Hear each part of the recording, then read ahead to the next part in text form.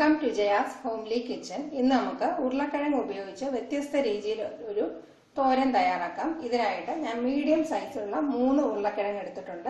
തൊലി മാറ്റിയിട്ട് ഇതുപോലെ ചെറിയ ക്യൂബ്സ് ആയിട്ട് കട്ട് ചെയ്തെടുത്ത് വെച്ചിട്ടുണ്ട്. വെള്ളത്തിൽ തന്നെ ഇട്ട് വെച്ചിരിക്കുന്നതാണ്. ഇനി നമുക്ക് തോരൻ തയ്യാറാക്കാം.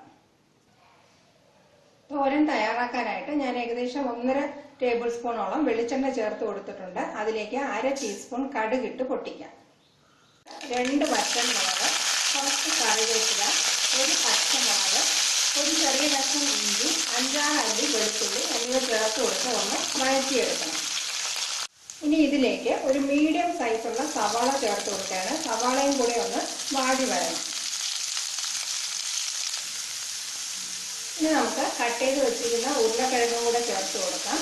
ഉരുളക്കിഴങ്ങും കൂടെ 1-2 മിനിറ്റ് ഒന്ന് വഴറ്റിയെടുക്കാം. ഇനി ഇതിലേക്ക് നമുക്ക് ആവശ്യത്തിനുള്ള ഉപ്പ്, 1 ടീസ്പൂണോളം മുളക് പൊടി, 1/2 ടീസ്പൂണോളം മല്ലിപ്പൊടി, 1/4 ടീസ്പൂണോളം മഞ്ഞൾപ്പൊടി ഇതെല്ലാം കൂടി ചേർത്ത് കൊടുത്ത് പൊടികളുടെ പച്ചമണം ഒന്ന് മാറ്റിയെടുക്കണം.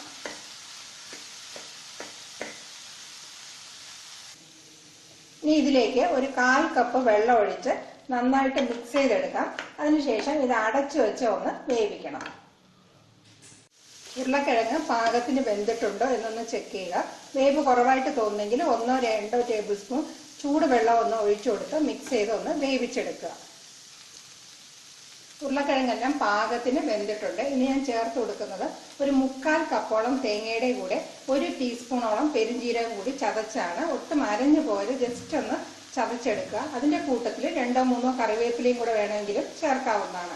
അപ്പോൾ പെരുംജീരകത്തിൻ്റെ അളവ് ഒരുപാട് വേണ്ട എന്നുള്ളവർക്ക് ഒരു 1/2 തൊട്ട് 1/4 ടീസ്പൂൺ വരെ ചേർത്താലും മതിയാവും. ഇതും കൂടി ചേർത്ത് നമുക്കൊന്ന് അടച്ചു വെച്ച് 2-3 മിനിറ്റ് ഒന്ന് ആവി കയറ്റി എടുക്കണം.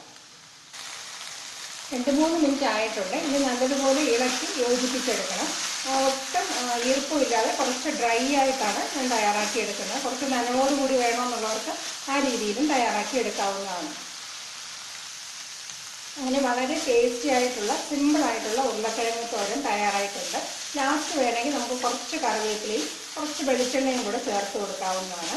അപ്പോൾ ഈ രീതിയിൽ ഉരുളക്കിഴങ്ങ് തോരൻ ഇല്ലാത്തവർ ഇതുപോലെ ഒന്ന് ട്രൈ ചെയ്ത് നോക്കുക. Thank you for watching my video.